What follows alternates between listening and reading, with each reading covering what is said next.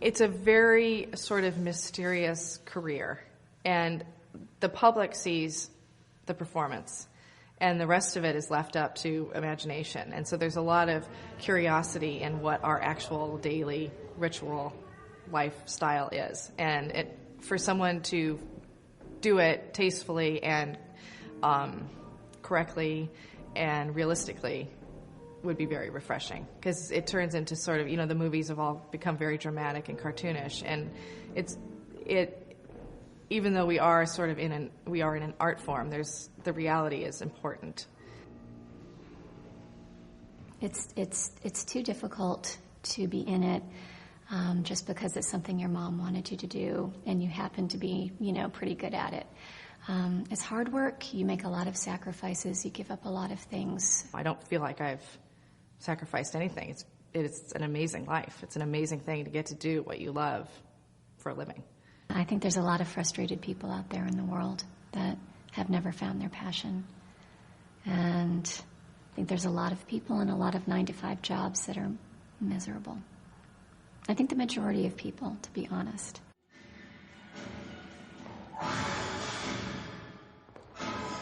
And there are people that say they wish they could have been an artist or could have danced and are working in an office job and don't have that, but there's a lot of people that are doing exactly what they want and what we would consider non-creative, but their creativity is just something else.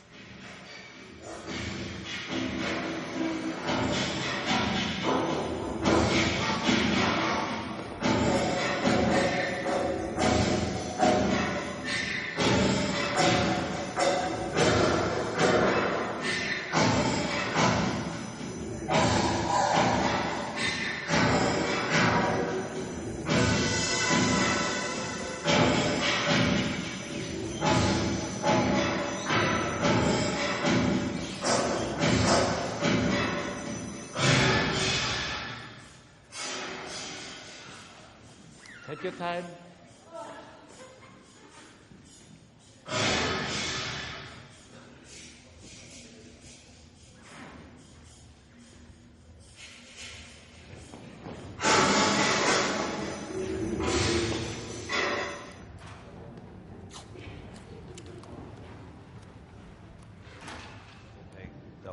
Double fifth.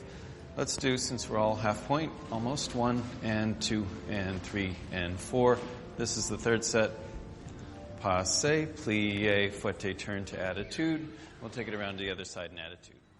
You're a kid and you come to the School of American Ballet in New York City, and you're 15 years old, and life is like, wow, I can't believe I'm here. And even though it was so hard, I didn't speak English, I had no family. Développé, double, close. Keep that elbow. So it was incredible, but it was hard. And then the first low point was when I broke my foot. And I just don't just break it. I tore the Lis Frank ligament, which is a ligament that holds all the bones. And I got a screw in it, so I had 2 surgeries for it, and I was out for 2 years.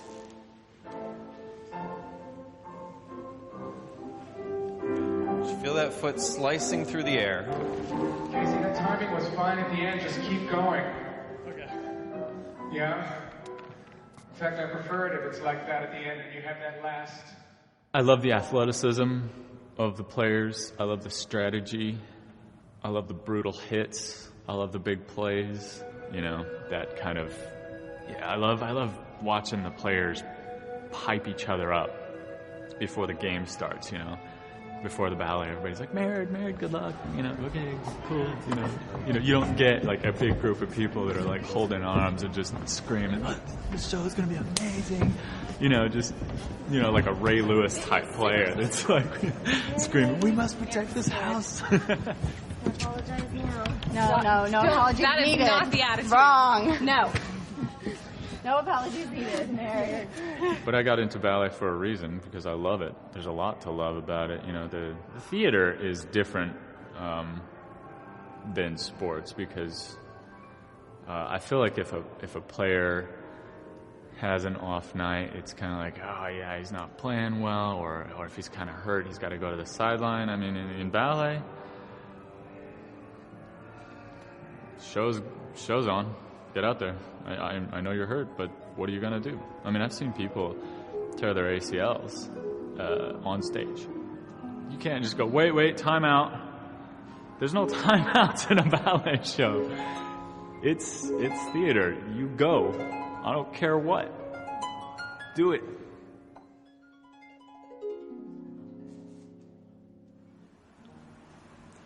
What else do you want other than dance? What would be important to get out of life? You want to have kids? I don't know. You know, with my relationship with John, he's much older than me, and like now it's not the time to have kids. Maybe we'll have them later, or maybe we'll adopt. I don't know. When I was younger, I thought that, you know, this is what I want to do. I want to have kids, have family, but now it doesn't feel the right time. Like I feel like I have so much more to do here, and you know, I'm only 26. And you said he's older than you. And you said he's a lot older than you. How much older? Is this part of the interview? I guess for me it is, yeah. He's 50. 52. I'm 26. And has he ever had any kids? No. I guess he's kind of probably choosing Carla over kids.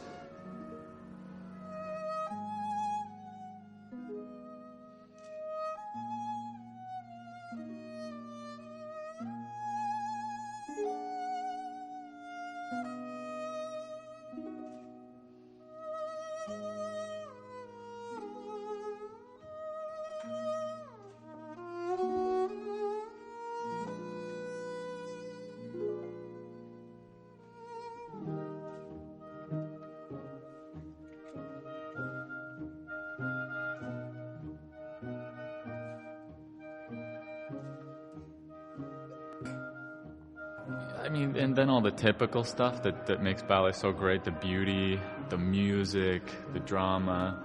I mean, the drama in football is all just, let's do it. You know, come on, there's a touchdown. It's great. Oh, man, we're playing like crap. Where do you see, like, love?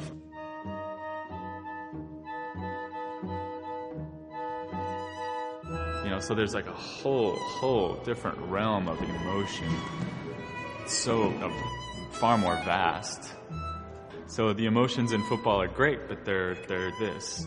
The emotion that you get out of ballet is great, and it's so many different emotions.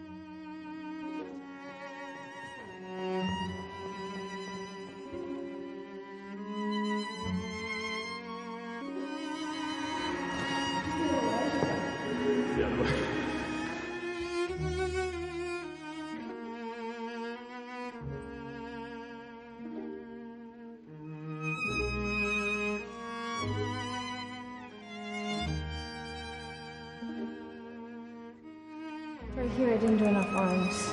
My fault.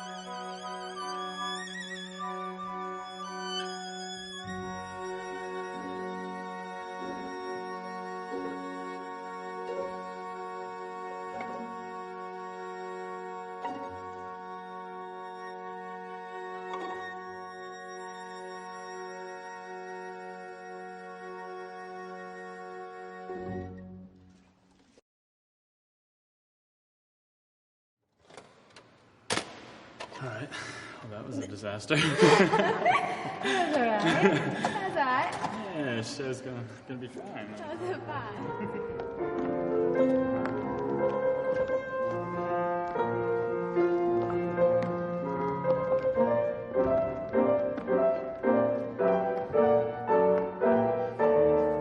I gave it a lot of thought and thought that I wanted to have a child and then come back to performing rather than perform for as long as I could and then have a baby at the end.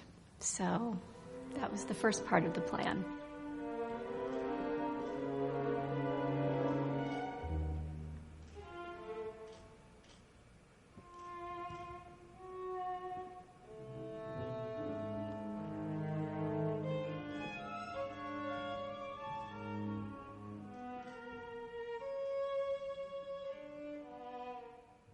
Well, Agon is probably one of my favorite pieces. It's so intelligent, and I mean the entire pas de deux is so intricate. The whole thing is just about going for it. I can't think of one moment that is more difficult than the others. I think the whole thing, the musicality is so challenging. The physicality is very challenging.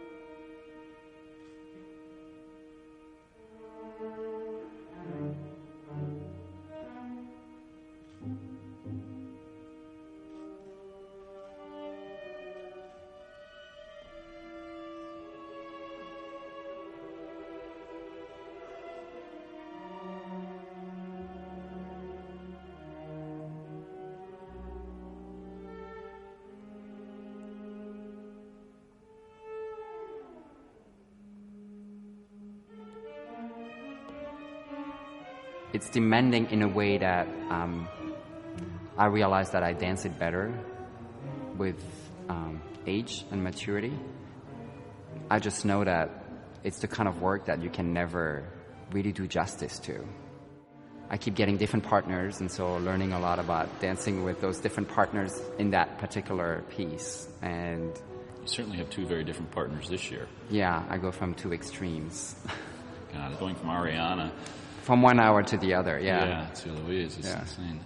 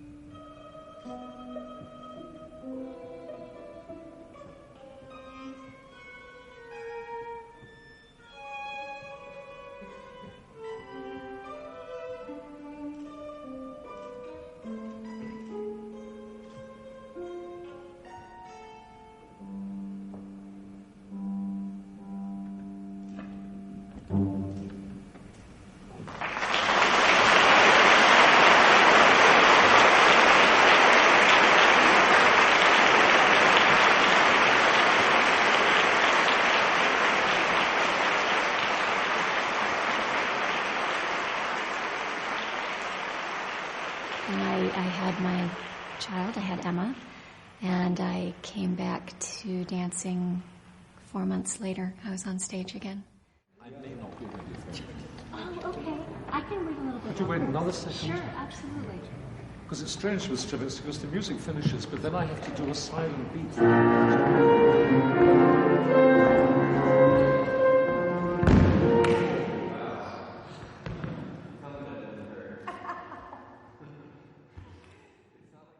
It's a pretty personal thing to talk about. You know what I mean? It just, if it's not in your plan and you can just emphatically say, oh, when I'm 25, I'm going to, and then, you know what I mean? It's, other than that, I think it's a very personal topic because you get judgment and people start to think things about you, and it's very, it's an interesting topic, but I think it's really something that's considered pretty private. So do you think that I'm poking too much, going too deep in my own interviewing? Because it's actually... Dancing is not the reason I haven't had children. Let's put it that way. Okay. So it's more of a relationship thing then, I guess. Yet. Symphony musicians, opera singers, they're coming into their prime, in their late 30s, early 40s, and, I call myself dinosaur ballerina. Having been injured now, it gives me a taste of what that's going to be like.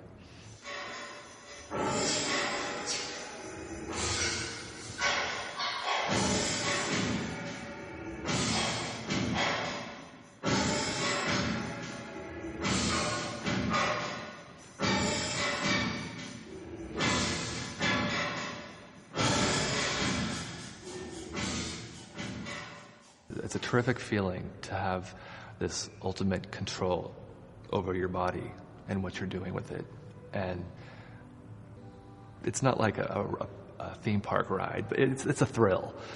It's a thrill to move and to know how to move your body and to be able to channel it from your mind and just have ultimate control over it and to have mastered that and to be able to combine it with the music, the choreography, the steps, other dancers with you, just to be able to have that ability. I think I think dancers miss that.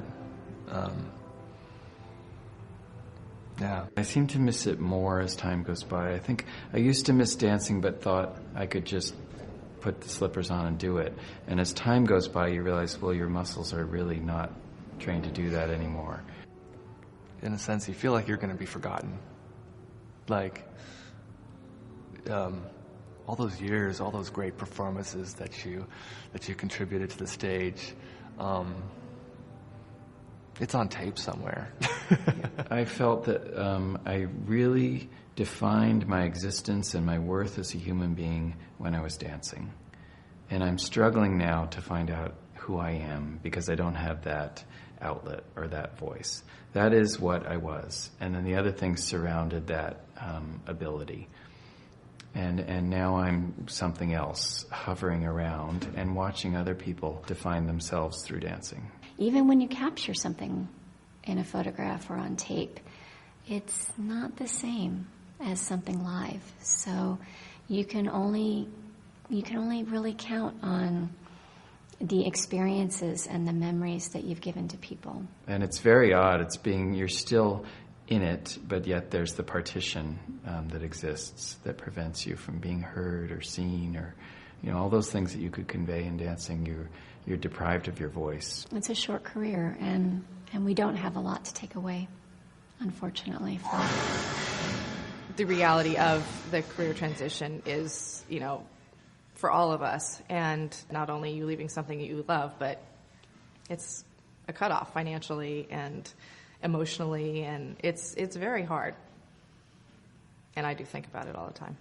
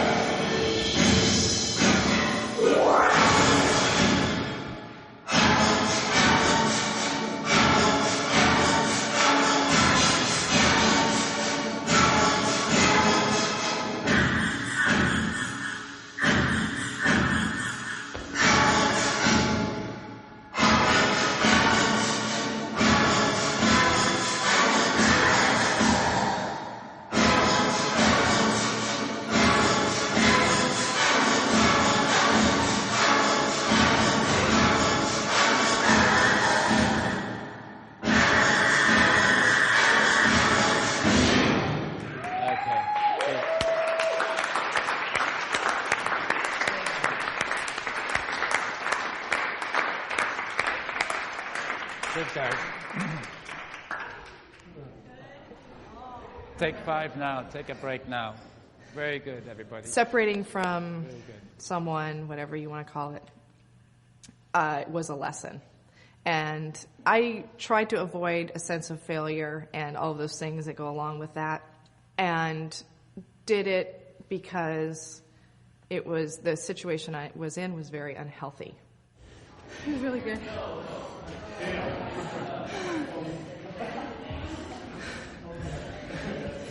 I'm not breathing hard at all. So instead of saying I've made a commitment and I'm going to stick to it, which I did, but it was just so bad that it was pretty obvious what needed to be done. 4 and glissade, semblé, and cut, cut. 1 and 2 and 3 and 4 and glissade, semblé, and cut, cut. So to the music, 8 fast jetés. I have clarity on it and can talk about it, but while you're going through it, it's complicated, and especially when it's in your workplace.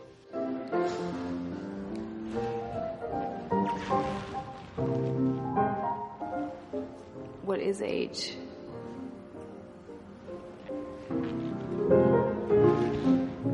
You find someone that you really connect with, and then you're going to say, oh no, because of age, I'm not going to be with you.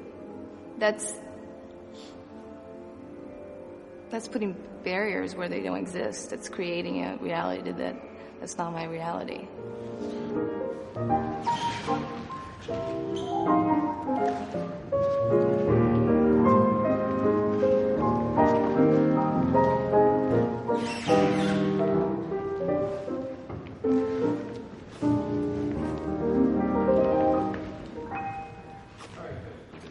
Might almost have to re-interview it. Ferlina? I can never do that. What's that? Ferlina? Yeah. Oh, God. It's so beautiful. Like, the first time I saw Ferlina, it was in a video. An ad gave me the video, and he's like, he was actually showing to Peter. And I was like, wow, what's that? It's beautiful. So I kind of saw it a little bit, and then I heard that it was coming for the company. He was going to bring it to the company, and I brought it home and I watched after I found out that I was going to be one of the dancers doing it. And there was one part where they're facing each other. And do you know what the story's about? Sorry, I'm jumping here.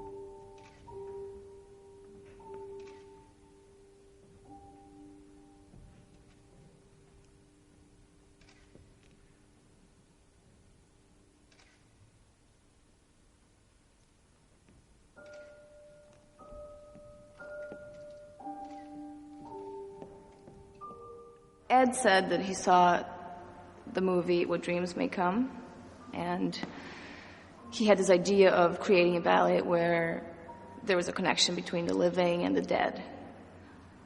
I do believe that there are times that you can feel the people that have passed away, and so he wanted to create that kind of communication. It's like when someone dies and all of a sudden, in your bedroom, for example, and you feel this person, or you can smell them, or there was a communication there. And he wanted to create that, and he did. He did in this beautiful way, where the woman is just honoring this person, and then he keeps coming to her, and she feels when he I get goosebumps. When he lifts her, and then there was one moment where she's facing him, and she touches him. And for me it was the memories that she used to have of touch. And I think this is what people really miss when someone dies. is touch, the way people feel.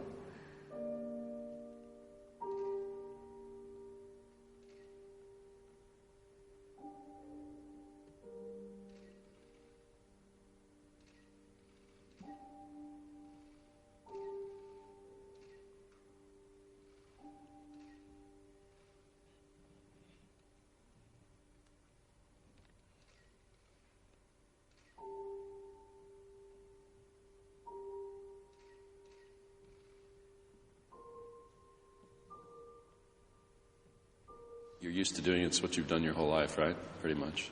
Pretty much. Are you still conscious of how difficult it is? Definitely. Yeah, ballet is it's a constant work, and we're constantly learning new ballets, for example. So it's not like they'll come in and teach you something, and you go, "Oh yeah, I've done this before. It's easy." Choreographers are trying to make something revolutionary. They're trying to make new things, and they're trying to make us move bigger and all these hard movements, and so that part is difficult. And then even the old ballets, like Balanchine, for example, right now we're doing Agon, and I'm doing 2 parts in it. And I do the pas de deux, which is what I'm good at. I'm good at the slow, lyrical, flexible kind of dance. And then I'm doing the pas de trois, which is faster and more dynamic. And that's harder for me. But I like doing it. Like when Peter was like, "Well, do you want to do both?" I was like, "Yeah, I want to do both because I want to be able to work on what I'm not good at. Like I don't want to do just things I'm good at. I want to be challenged." So yeah, ballet is always going to be hard, I think.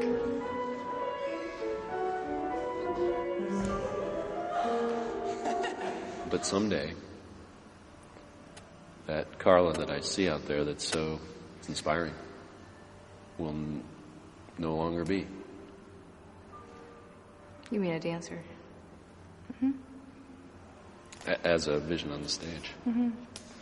Can you imagine what that's going to be like? Yeah.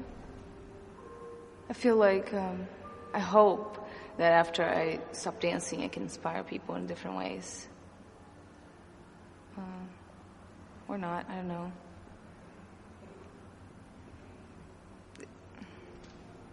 It's hard to picture because it's it's so intense what we do, and being on stage, it's hard to describe to people what's that. And so in a way, I can picture not being that Carla anymore. Maybe it's going to be hard. Probably it's going to be hard. I don't know. I hope by then I have a better sense of where I'm going to go next.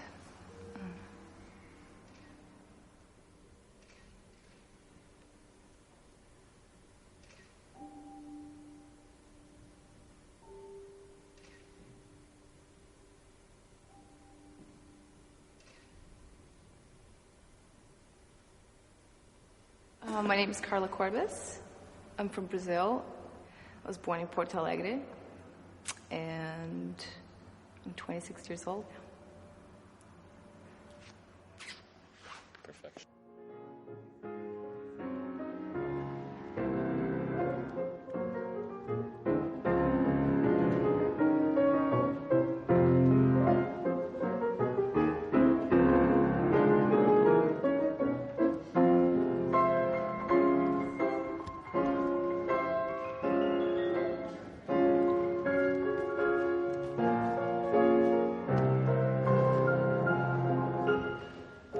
My name is James Moore. I grew up in San Francisco, California. Trained with the San Francisco Ballet School for since I was 9. Are you guys ready for it? I got started. My sister was taking ballet, and I think my mom just wanted me to do something, so she threw me in. And I was the only guy. I was the only boy. What's it like being a straight guy around all the girls? It's great. I love my job.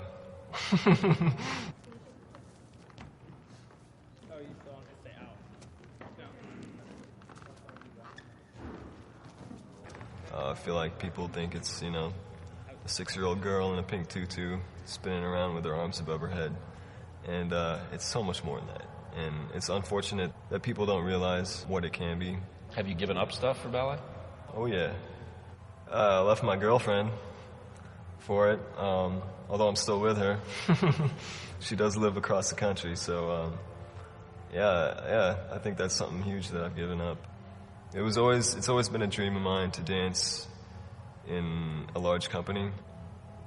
Just the challenge of being among world-class dancers. And I just wanted to put myself in that environment just to see what could happen. Didn't, in a way, as much as you love your girlfriend, didn't you choose ballet over her? I did, yeah. I did. Yeah, I did. I think, in a way, ballet is all I've had for much of my life. And, you know, I had to take the risk. Honestly, I had to take the risk. But she stuck with me, so, you know, I don't regret it. Definitely not. If she called you tomorrow and said, I can't do it anymore, I found someone else, would you regret it then? No, I don't think so. Especially if she found someone else. As long as she's happy, you know, that's what matters. I'd be depressed for a while, though. But, you know, in that case, you can come to the studio and work. You know, you've always got that.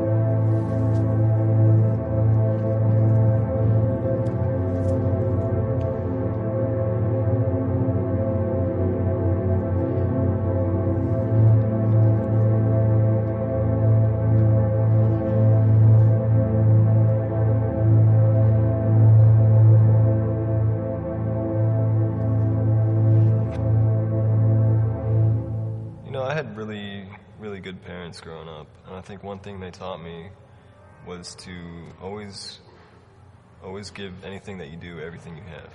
And I think that's one thing I can take with me for anything I do, especially because it won't last forever. And I think just that aspect makes it so special. Just that, you only have a few years to do this, so why not just try to give it everything you have.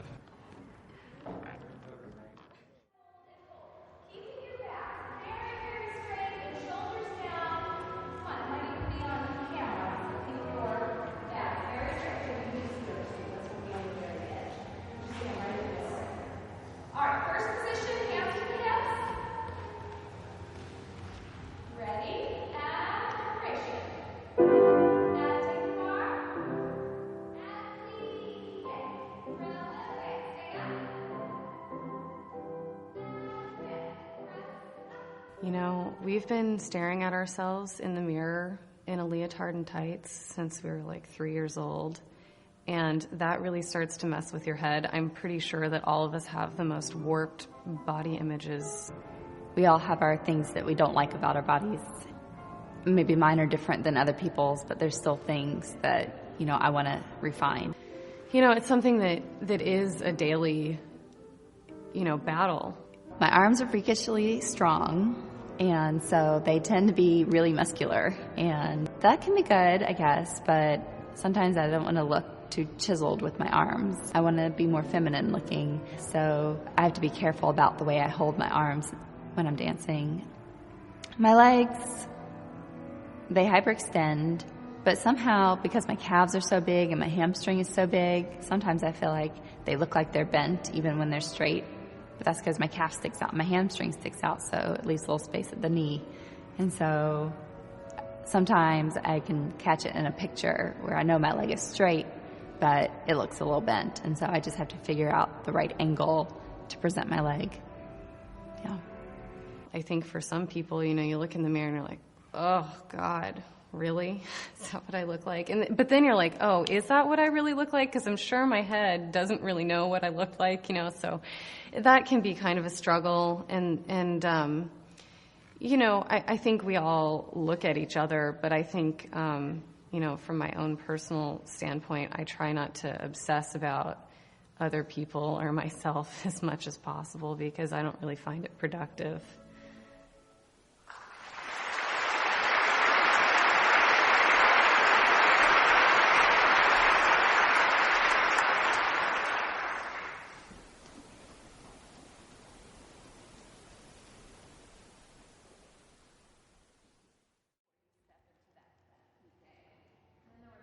I'm Tasha Barton-Rollage. I live in Seattle, and I've been in P&B school. This is my 10th year.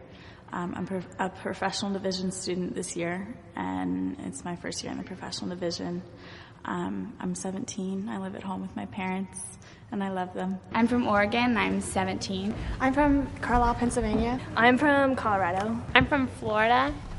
I'm from a little area called Bradenton. It's on the west coast by the Gulf. You have to be looking at other places constantly, doing school or doing something, because there's like little to no chance that you'll get in the company. So, it's just the truth. You come to train for a job, not necessarily here, but for a job in any company. It's one of the best schools in the nation, so that's just, you come here to train. I'm applying to colleges this year. I'm applying to some dance colleges and mostly academic colleges. And basically, don't tell Stanford this, but they're my backup plan.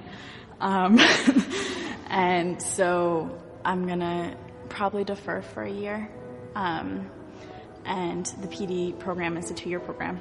So I'm going to do both years in PD and then know if I have a job somewhere or if I'm broken, or if I never want to look at point shoes again, which I don't think is going to happen, but, and then that way I'll have options, and I'll be able to decide what I want to do with my life.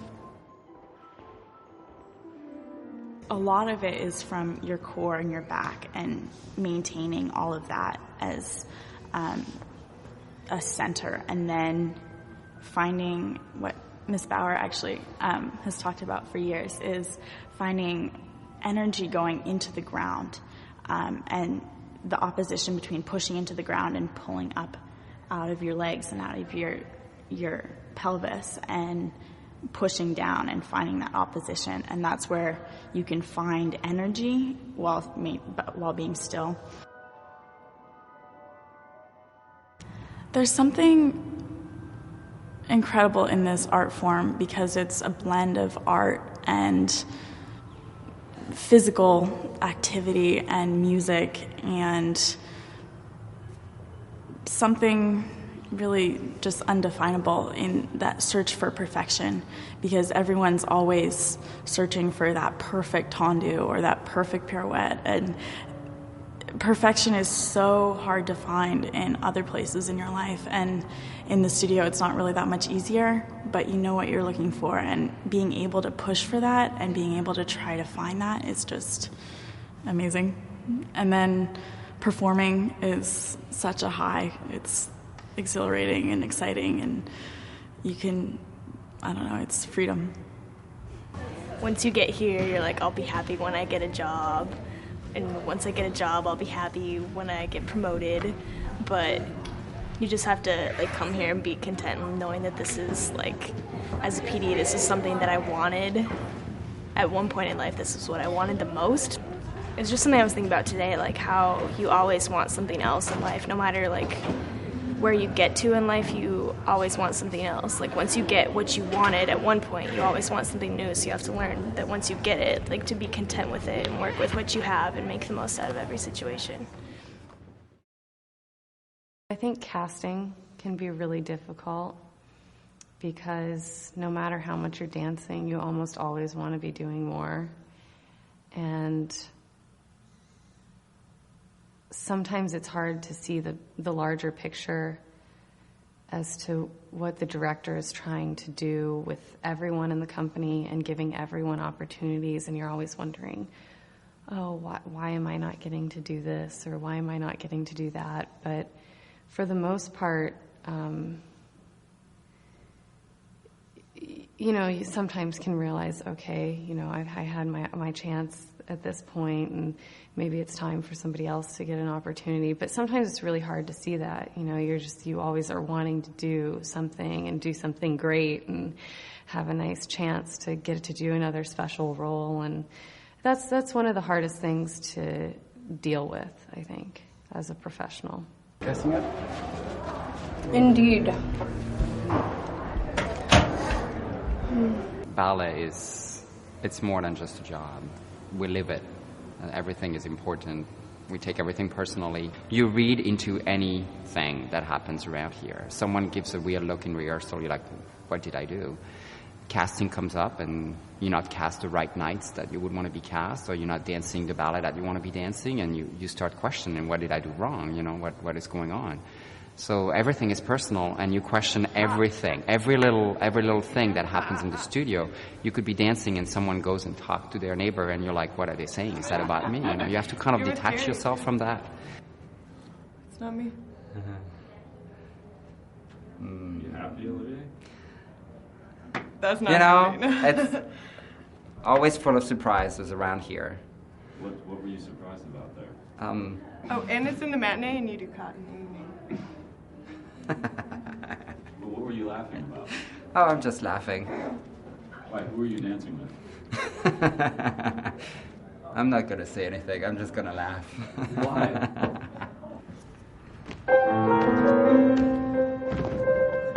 You take it personally. You take it personally, yeah.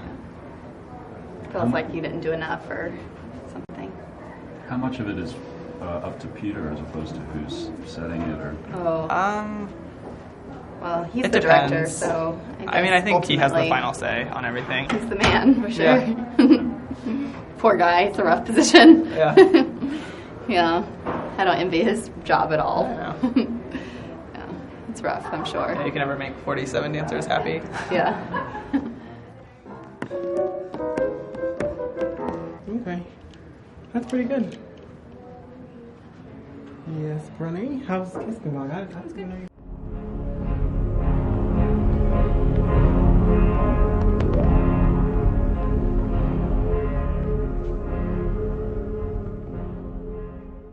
It's a very difficult thing because you feel like you're on a certain path and then you're not.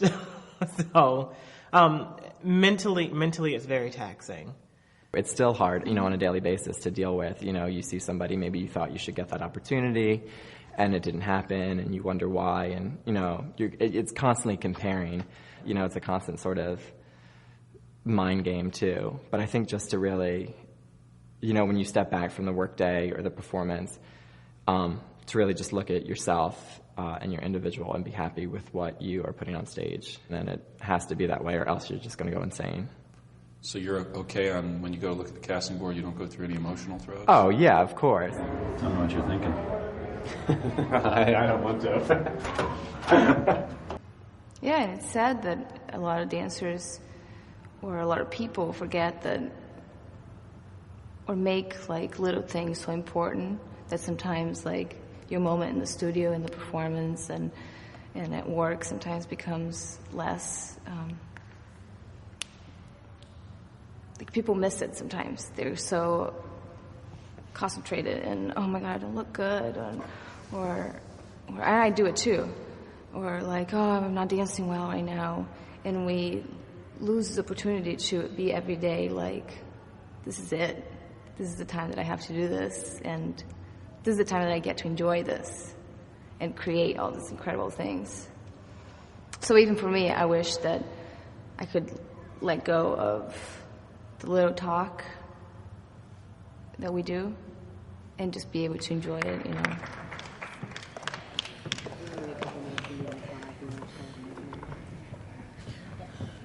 Okay, dancers, take 5. When you go up there and your name's not on that casting list, it's another show that you may not be in.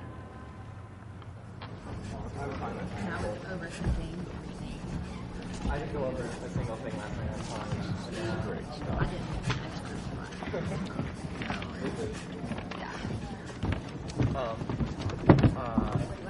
Second movement, 7, 1. My name is Lorraine Haskell. I'm the costume shop manager of Pacific Northwest Ballet. I've worked for Pacific Northwest Ballet since 1983, and I've been here continuously since, in one way or another. I became the shop manager in 1987. I've loved dance for many years.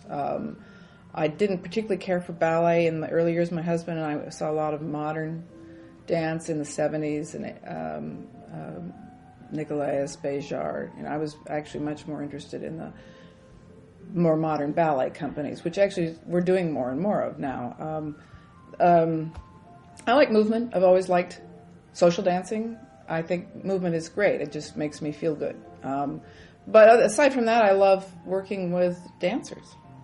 I think they're interesting people. They're young, they're enthusiastic, they have a lot of energy. I love being able to work with fabric, which is something I grew up with. My mother was a seamstress. The ballet is a great match for me. And we've had great opportunities here to work with amazing designers. We've gotten to travel to wonderful places. I've been on, big tours with PNB to Hong Kong and Istanbul and Melbourne and London. I mean, it's just amazing. It's a dream job. You're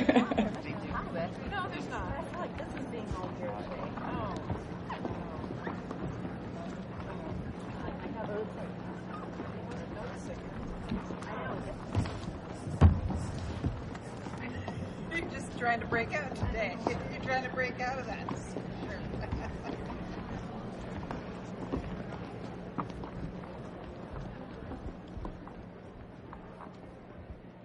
Is your mother still alive? No, my mom died a year ago. She taught me to sew, and was the beginning, I guess.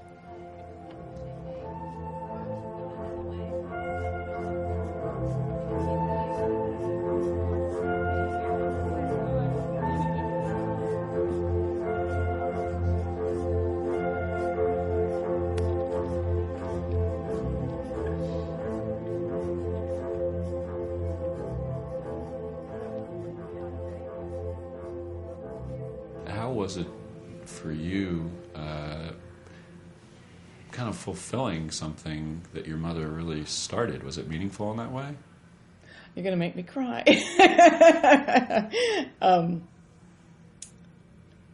Yeah, it was. It was very meaningful.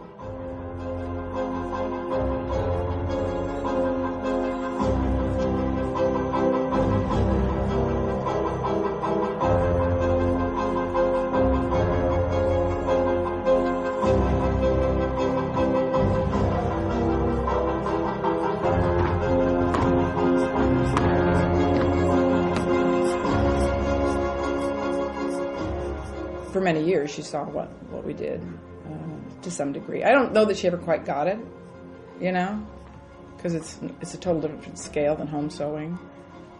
But and my dad he died many years ago. I had just started in this business. He was the ballet. My brother's still kind of going, I don't know, ballet. My sister likes it. You have kids? I have a daughter, 23. What does she do? Well, she works for a pizza place right now. She's a manager. And she's not interested in sewing. Never. They're out, if they're low, just hold them instead of drooping your elbows in once, yeah. Hold your arms, Lindsay. Yeah. They're a little disconnected, the two, the passe and the arms.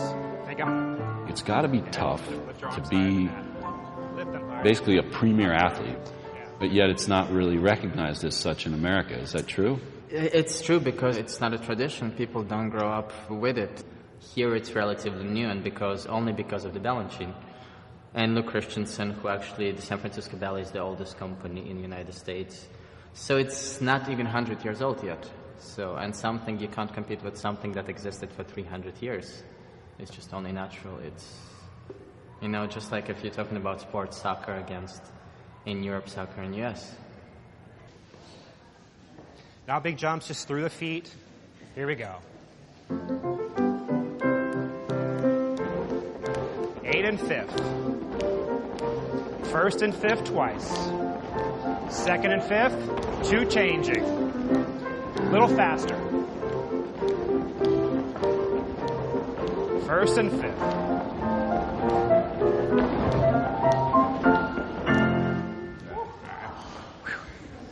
Monday.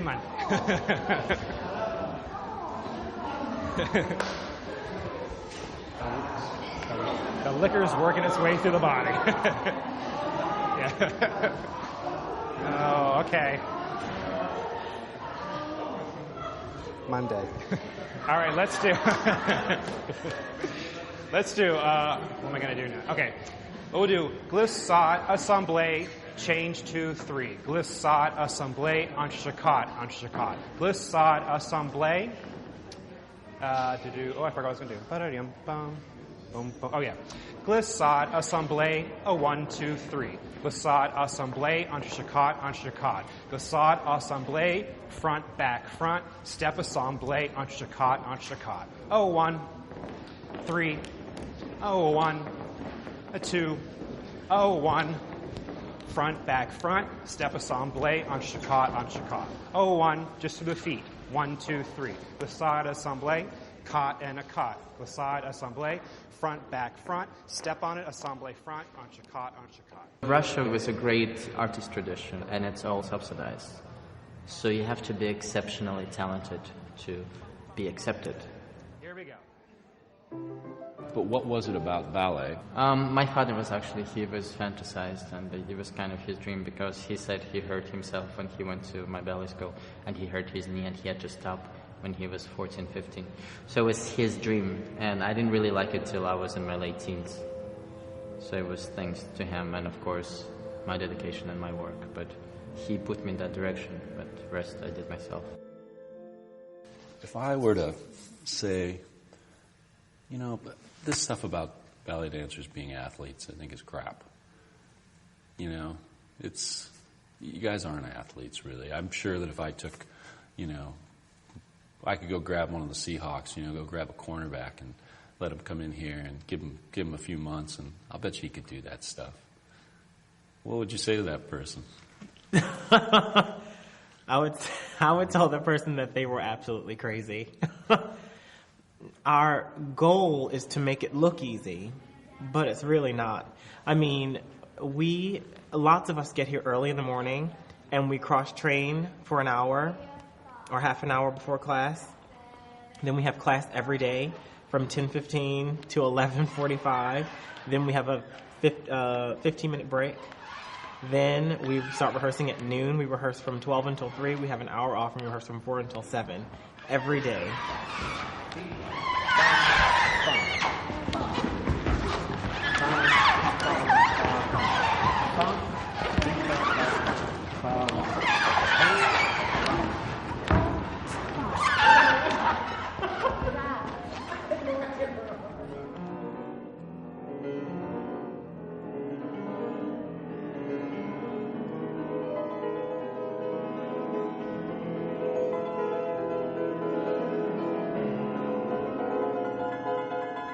When you're rehearsing a classical ballet, you go, okay, we have sauté, glissade, assemblée, tombé, pas de bourrée, assemblée, run, run, run, run. You know, it's all pretty straightforward. It's stuff that we do in ballet class every day. So when you're learning it, it's a cinch to just pick up the steps and go. You get it in your body, and you get it on the stage. That's what we do every day in class. So rehearsing and trying to learn contemporary ballets is like, okay, well, you got to do this thing, and it flows into this, and you're like, what was that? Okay, so it's just kind of a different process of learning it. But as far as performing on stage, you know, I love doing both of them.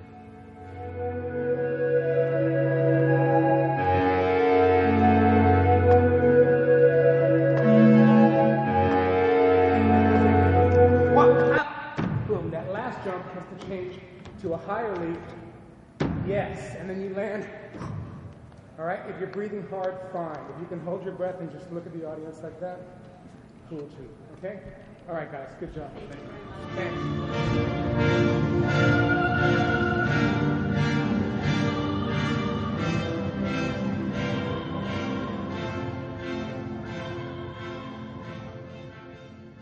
My name is Carrie Imler. I come from Carlisle, Pennsylvania. It's a small little town, central PA, and came out here when I was 16.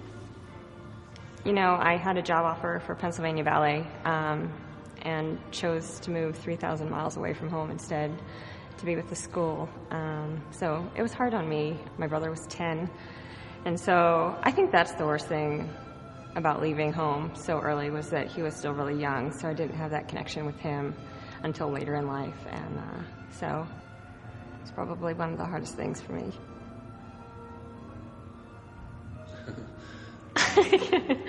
Cut.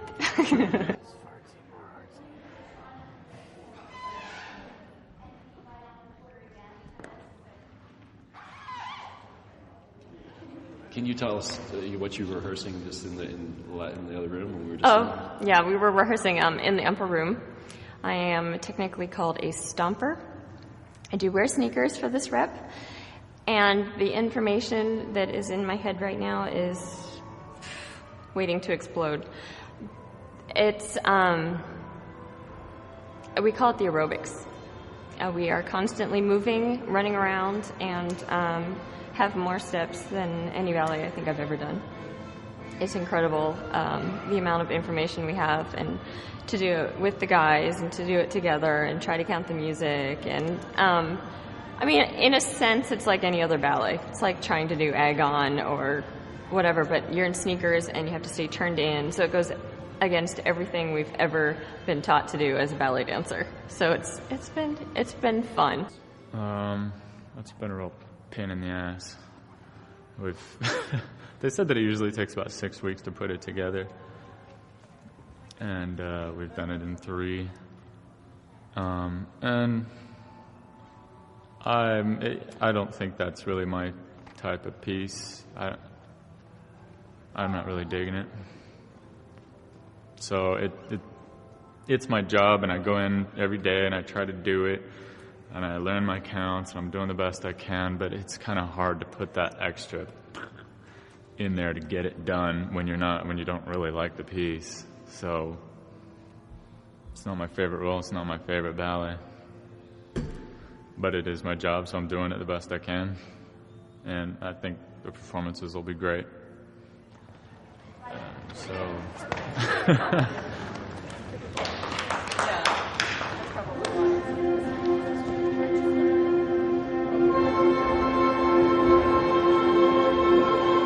Good, guys. Upper room is exhausting because you never stop. You never stop counting, you never stop moving. And for me, being a stomper, this is a different type of movement I've never done before. So I'm thinking about how to execute these steps because they're foreign to me. But then at the same time, it's music, and you're not counting exactly to the music, you're counting over the music. And so there's one section where the music is in 6s, but we're counting in 8s.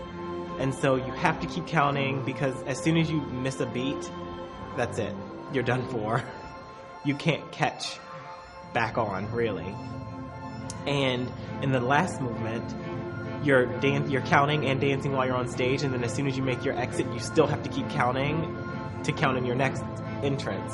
And so you're just going and going and going and going, and so you really never stop. Upper room is a great experience because I think it's the ultimate test of physicality and mental capacity.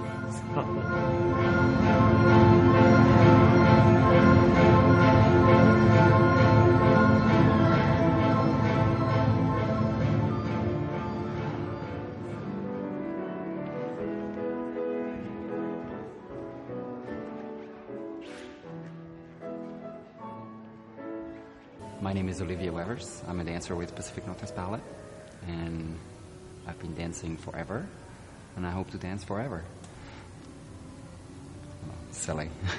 My name is Lucian Polstowait. I'm from Santa Cruz, California, and trained there for till I was 16. Then I moved out to New York and trained at the School of American Ballet. It's a typical audition process for any school. You go in, you take a class, numbered, and I was deciding between San Francisco Ballet School and School of American Ballet, but I really wanted to go to the School of American Ballet for the first summer course. So I went there for the summer, and a week and a half into the program, they'd asked me to stay for the year. And the winter term there is you move away from home, you're in a dormitory, but you're getting the best training in the world. Also, there's a sense of freedom, not necessarily from your parents, but just in general. Some people, especially in smaller towns, don't understand, especially males in ballet. There's a stereotype that goes along with it. You know, I did not have a lot of friends growing up. I really was alone when I was in school. You know, outside of school, I had a bunch of, friends at the ballet. But in school, I was very alone. And what kept me going was, even when I was young, what kept me going was just the fact that I loved ballet. I loved that world. I felt so safe and connected, and I was so happy when I was dancing in ballet. Nothing else mattered. So, the 7 hours or 6 hours or whatever I was, in school, as long as I knew at the end of the day I was going to be happy and dancing and with my friends in this safe world and safe with my family, that got me through it. Because all I wanted to do was dance. But can you describe for us or for anybody to whom it might matter what it was really like during those 6 hours when you were alone? It was horrible. It was bad. My mom can remember me coming home very sad, crying sometimes about things that I was called, names, But you get tough. You get tougher, and eventually they stop calling you names, and eventually they leave you alone. And in the end, it doesn't matter now. I mean,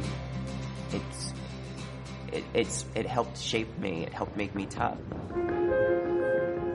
I was teased a lot when I was in school in U.S.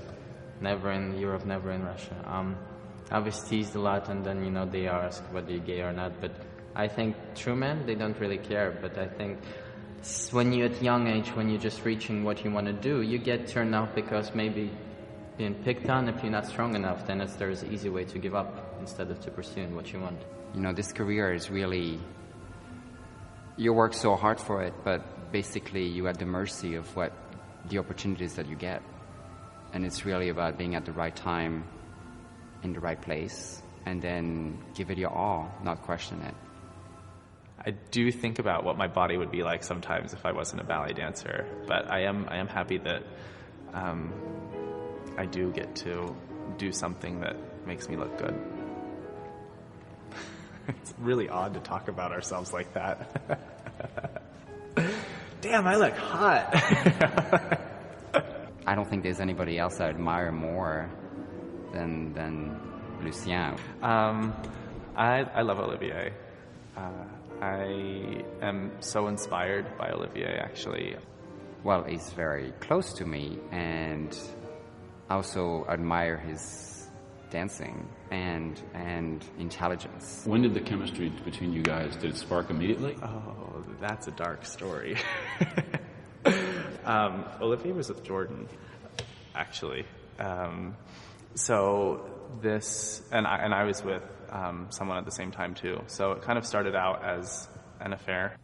Olivier was with you, right? Mm-hmm. Were you Olivier's first relationship out of his marriage? Yes, that I know of. I was married for 6 years, and then, yeah, that was difficult. But I've changed. I respect and value the person that I've become much more than before that event. And he spoke to this about, I don't know if you would even be aware, but I don't know how else to say it, but I think that you did something important for him. That's nice.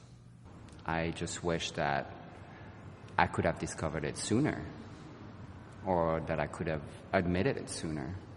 I knew that it was important for him to see me too, and to know the way I interacted with my parents and with my family. And it was all open and it was all out there. And just sort of what a relief that is, to live your life the way you are and the way you're supposed to be. People sometimes ask me, like, did you always know, or like, what happened that you discovered that, or that you decided that? And it's like, I can't think. I can't think of an event. I can think of situations. I can think of talks. I can think of age, of what happened. We hang out. We're all very friendly. We all work together. We joke together. You could say it's a little like talk showy, the way things work out, but it's healthy, and we all sort of move on. And that now, when Cowley, Jordan, and Olivier and I, when we're all out together, which happens more often than you'd think, we all laugh about it.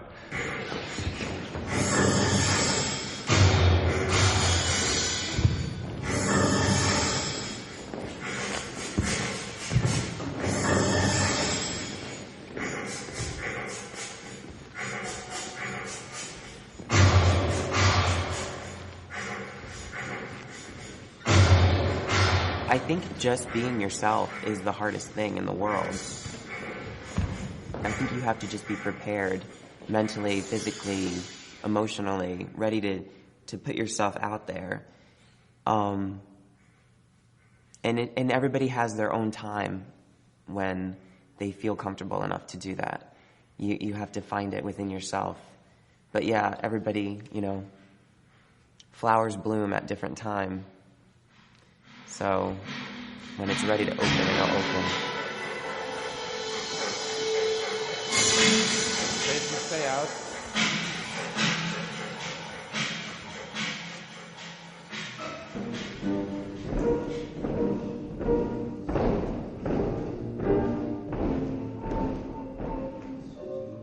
Thinking about what's going to happen when I have to retire is something that I don't really like thinking about. I think that I'll probably be doing something involved with ballet or the theater or something.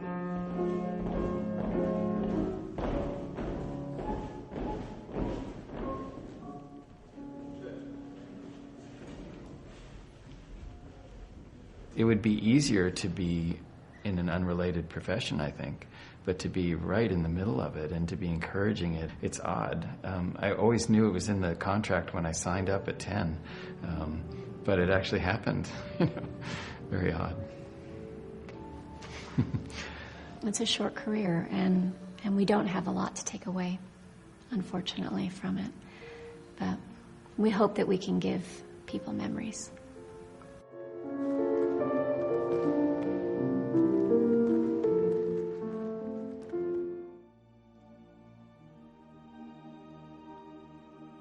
Actually letting go of dancing and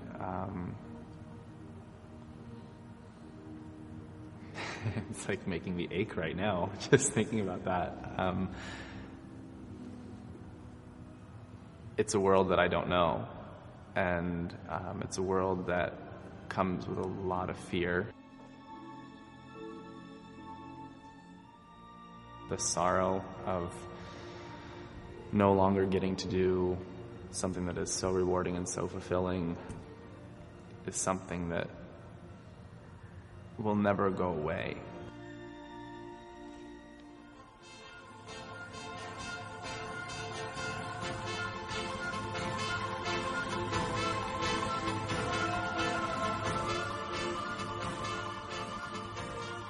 You can have a second career that you absolutely love.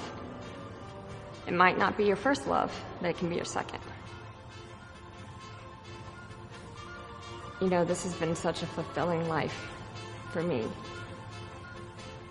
I think that if I can help somebody else, you know, whether that's just testing their blood for cancer or whatever, I think that that'll be awesome. That is a very difficult thing to think about because dancing is such a huge part of my life, and if I couldn't do it anymore, I think I would be, I would be very sad. It would hurt a lot. But I don't really like to think about that far in advance. I don't really like to think past my day. Like, I have my interview, then I'm going to go take class, and then I have rehearsal, and then I have a show, and then I go to bed. And that's my day. And I don't really like to, I'm not a big planner like that. And I think life is just not a dress rehearsal, it's a performance, so you gotta live truly. And sometimes you do things that you regret, but if you don't do it, you wouldn't know whether you regret them or not. What's the choice? Would you rather have an unfulfilled, longer life? Or would you rather be able to just,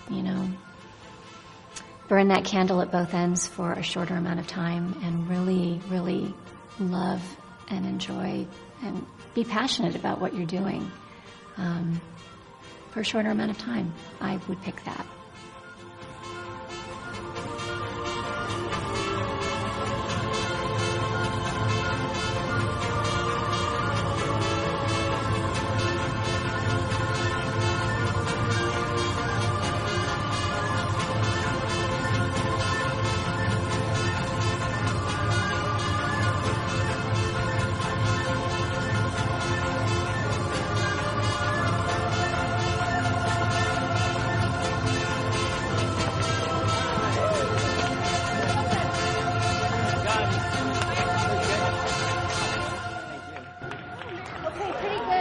My name's Jonathan Peretta. I'm 26 years old.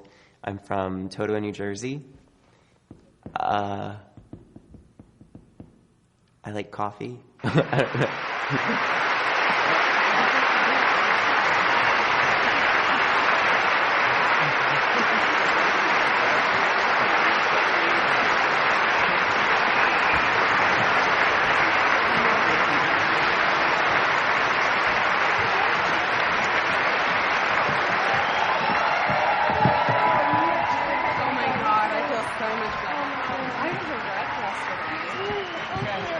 Guess what?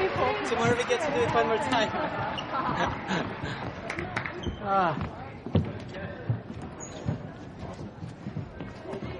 That was better. We get to do it tomorrow. We'll take that one. Man, you must be exhausted. My legs on this part are really wet. You were really getting down like modern dancer. Get down, get down. Get down, get down. Oh, goodness.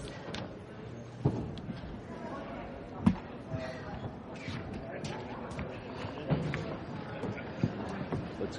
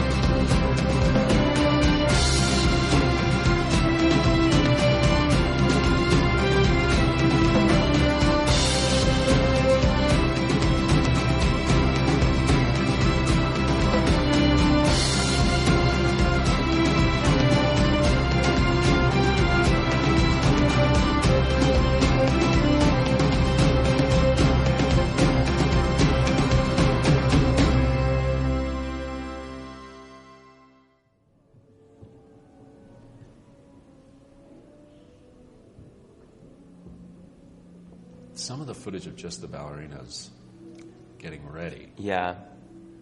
And they really do look, I mean, you see that all the time. Yeah. Do you ever stop and... Oh yeah, I still watch all my friends, like the way they put their hair up and do their makeup, getting ready, getting into like the zone. It's really incredible. Like ballerinas are like a whole other creature. They live in their own little dimension, their own little world. They take ballet to a whole other level, a whole other place. And it's just a constant. It's just a constant. That's how they are. And that's what's so inspiring about them.